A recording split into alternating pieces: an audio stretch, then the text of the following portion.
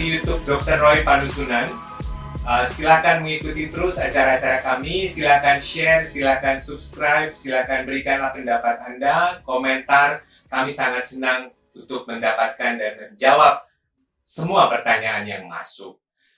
Hari ini kita agak istimewa karena saya kedatangan seorang sahabat saya yang dari dulu kepingin muncul untuk menyatakan pendapatnya ataupun keluh kesahnya ataupun hal apa yang dialaminya, yang saya kira memang salah satu dari gangguan yang didapat dari banyak anak muda saat ini.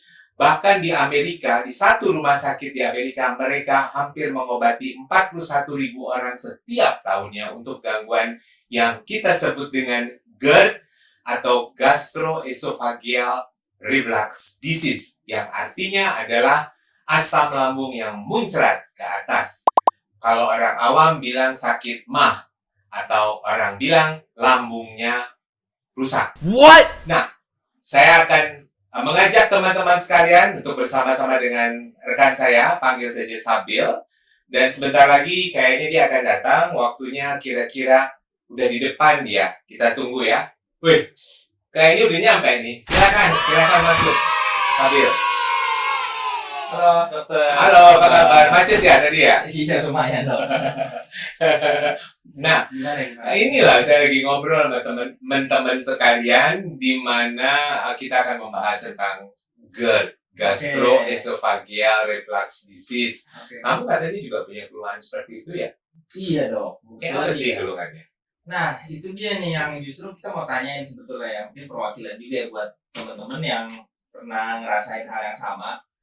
Jadi sebetulnya tuh apa sih tuh bedanya gitu antara GERD, asam lambung, atau MAH? Karena ada sebagian orang nyebutnya ya sakit MAH lah, ada yang nyebutnya asam lambung atau GERD. Sebenarnya itu tuh hal yang sama atau berbeda sih sebetulnya? Oke, saya akan membahas sedikit tentang anatomi tubuh manusia ya. Jadi tubuh manusia itu dari mulut sampai anus kita itu kurang lebih panjangnya 4,3 meter. Lalu yang pertama kali adalah rongga mulut, lalu didahului oleh kerongkongan ya. Bahasa Jawanya apa sih suka kita makan kalau ayam? Aduh, Tembolok ya. Yang enak ya, tuh kalau buat ya. Lalu masuklah dia ke lambung. Dari lambung dia masuk ke usus 12 jari karena panjangnya 12 jari. Nah, apa yang dilakukan oleh mulut? Dia kunyah sama dirasakan. Proses metabolisme atau proses penghancuran makanan sudah dimulai dari mulut. Tapi yang enaknya di mulut salah banyak. Jadi kita bisa merasakan, aduh sedap, aduh pedas, aduh manis. Ya, dari sana itu untuk memuaskan otak kita. Lalu masuklah dia ke dalam, ke kerongkongan. Kerongkongan tidak berfungsi untuk penyerapan, kecuali hanya mengalirkan makanan dari sini sampai ke lambung. Di lambung itu ada pintunya yang buka tutup. Begitu ada masukan makanan, dia akan membuka lalu masuk ke dalam lambung.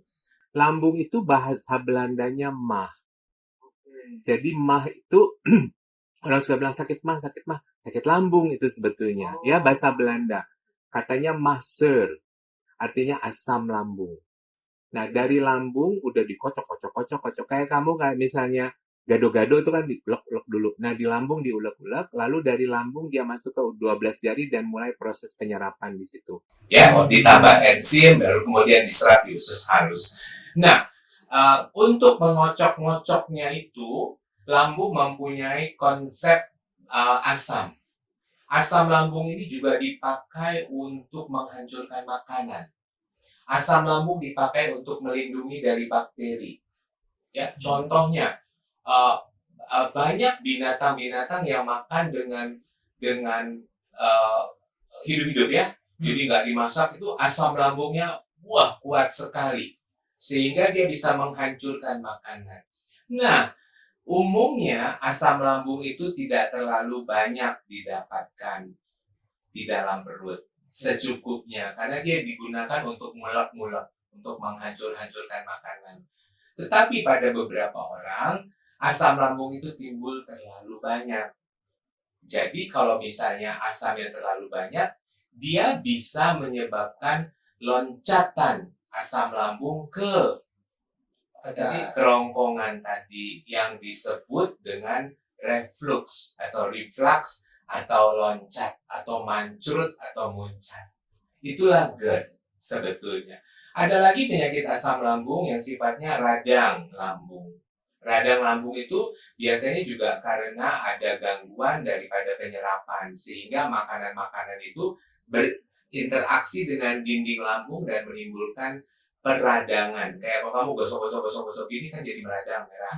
Nah, kalau peradangan dibiarin lama-lama timbul luka atau tukak lambung. Itulah kebanyakan penyakit. Nah, bagaimana caranya untuk mengetahuinya? Biasanya kita melakukan pemeriksaan lebih lanjut. Jadi, kamu itu sebetulnya kalau memang ada GERD itu rasanya kayak panas di sini. Iya, rasanya juga. Kurang lebih sih begitu. Apalagi yang kamu rasa? Mungkin kebanyakan kalau telat makan ya dok. Biasanya kalau telat makan tuh perut suka nggak enak. Agak sulit juga sih nih jelasinnya ya.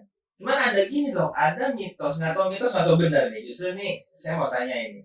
Kebanyakan orang kalau stres atau banyak pikiran itu juga bisa terpengaruh dok. Apakah iya gitu? Terpicu asam lambungnya gara-gara banyak pikiran. Karena mungkin orang sekarang banyak yang stres kan. Tahu nggak kenapa asam lambung naik waktu stres?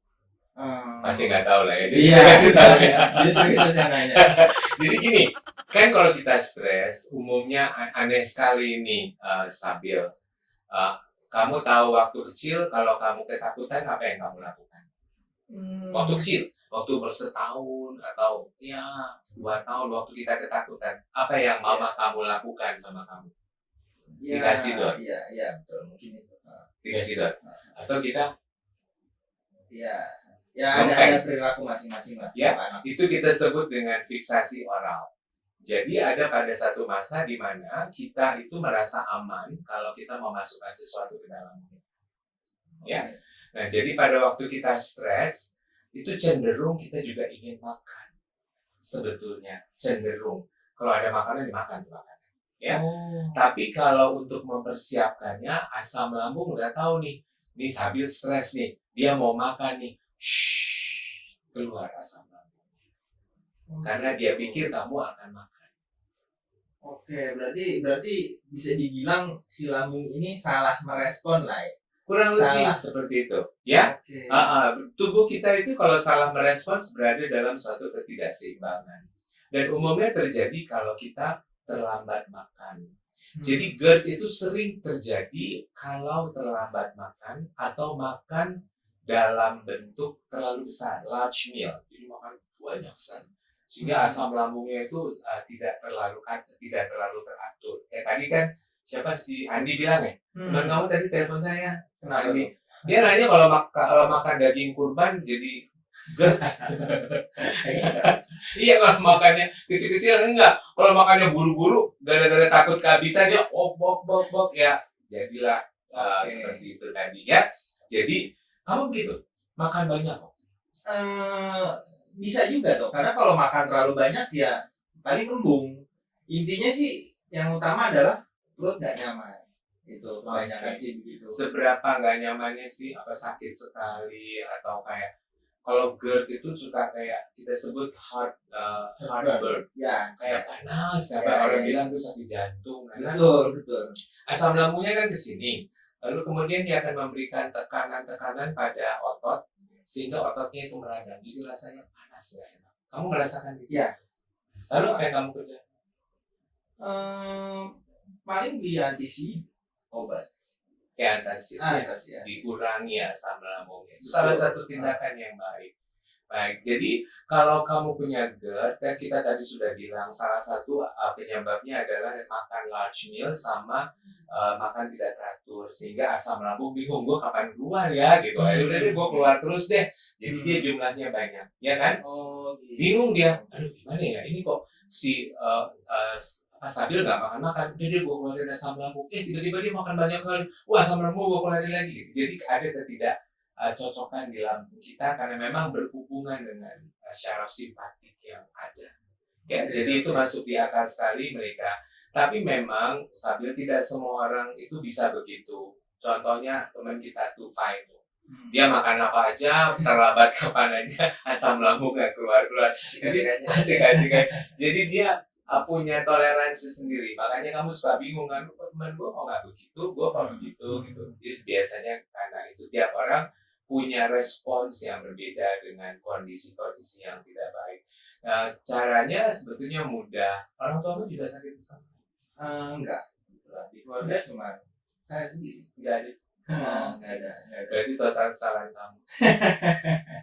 Oke. Nah, terakhir nih dok nih, saya nanya Iya. terakhir nih. Ini yang mungkin paling penting yang kemungkinan banyak ditanyakan, ya kan? Masalah asam lambung. Seberapa bahaya sih asam lambung ini? Apakah bisa menyebabkan kematian kalau didiamkan? Apa cuman hanya kita ngerasain ya nggak nyaman aja gitu loh? Kalau dibilang bisa sih bisa saja, ya, karena dia bisa menyebabkan gangguan pada kita sebut dengan vagal refleks. Vagal refleks itu bisa sampai sakit-sakit, terus jantungnya berhenti. Kita harus ingat bahwa lambung dengan jantung itu sangat berhubungan, ya. Makanya kalau kita lapar, ya, dudukan. Ini juga menimbulkan pemikiran bahwa dia itu sakit lambung itu seperti sakit jantung. Tidak, tapi memang mereka berhubungan pada satu jaras syaraf yang sama. Jadi apapun yang terjadi pada lambung kita akan menyebabkan juga efek kepada jantung kita karena mereka melalui syaraf yang sama. Jadi kalau dibilang bisa, ya bisa sih kalau timbul vagal refleks misalnya. Jadi saking dia sakitnya, jantungnya berhenti. Itu bisa. Ya. Tapi karena gejala-gejalanya mirip dengan penyakit jantung, jadi kadang-kadang tertutup. Ya. Nah, kalau kemungkinannya sih saya kira nggak terlalu banyak lah ya. Saya kira kalau misalnya pasti akan jadi semati gitu, enggak. Tetapi pada orang-orang yang sensitif bisa. Ya, misalnya kita dengar beberapa kasus yang orang terkenal itu sakit lambung tuh mati karena lambungnya gitu ya. Jadi memang timbul yang kita sebut refleks vagal. Tapi umumnya sih tidak, sehingga yang kamu harus lakukan sebetulnya adalah mencegah. Dan mencegah itu caranya lambungnya jangan dibiarin keluar masuk teratur. Jadi biarkanlah dia terjaga. Kapan dia keluar, kapan dia tidak keluar asam lambungnya. Ya, caranya gimana? Nah, itu dia dok. Makanlah teratur. Makan pagi, makan siang, makan sore. Kalau perlu makan malam. Kalau perlu makan malam dengan porsi yang tidak banyak. Jadi kalau misalnya kita makan teratur, asam lambungnya keluarnya teratur. Oh, ini di jam 6 nih, sambil mau makan malam, dia keluarin. Dilatih. Gitu ya. Iya. Jangan dia bingung kapan nih keluarnya. Makanya penyakit GERD sering terdapat pada mereka yang makannya tidak tepat waktu atau terlambat. Ya, bingung dia. Kapan makannya nih? Udah deh gua keluarin terus aja deh. Gitu. Itu bisa. Tubuh kita sudah diatur untuk jadi keseimbangan. Jadi mulai sekarang cobalah kamu makan teratur. Kalau ingin tips dari saya, ya teman-teman juga sekalian, kalau memang mau lepas dari GERD, kuncinya mudah sekali. Makanlah dengan teratur, makan pagi, makan siang, makan sore, makan malam. Lalu tadi saya juga kemarin sempat ngobrol ya sama Sabil. Kalau perlu jangan makan makanan yang sudah bermalam. Ya, apa itu makanan yang sudah bermalam? Yang masak sekarang, besoknya akan dimakan lagi, dipanasin. Kenapa? Karena kemungkinan adanya bakteri di dalamnya.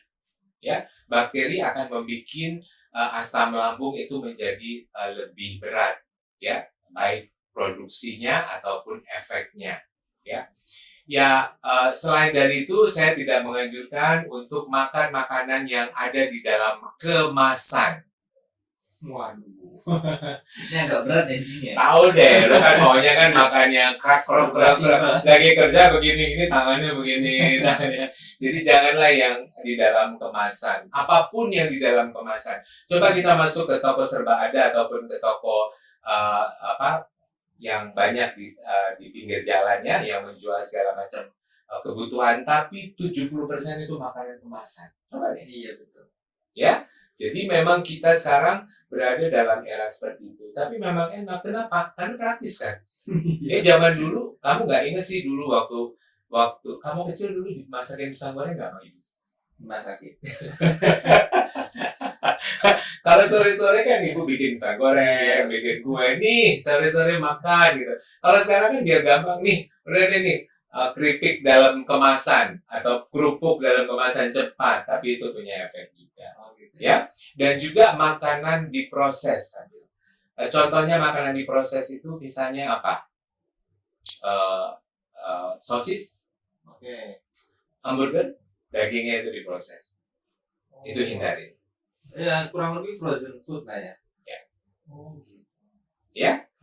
Kita harap ini sih didengar sama teman-teman kita sekalian semuanya ya. Jadi dan pasti kalau nanti mereka mau ngajak kamu kesini lagi, kita undang kamu lagi ya ngobrol.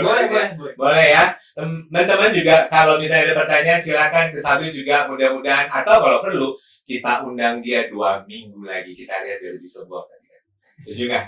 Ya, apakah memang ada perbaikan dengan pembicaraan kita? Dan saya harapkan bahwa kita akan lebih baik lagi hari ke hari. Ya. Sekian dulu ya, Sabil ya. Ya. Terima kasih waktunya. Terima kasih juga buat teman-teman sekalian. Kita harapkan ini menjadi masukan yang baik untuk kawan-kawan sekalian, dan silakanlah lakukan atau praktekkan, dan silakan jangan lupa subscribe, komen, apalagi sih? Like and share. Oke, Ray Padusunan undur diri untuk kali ini. Terima kasih banyak.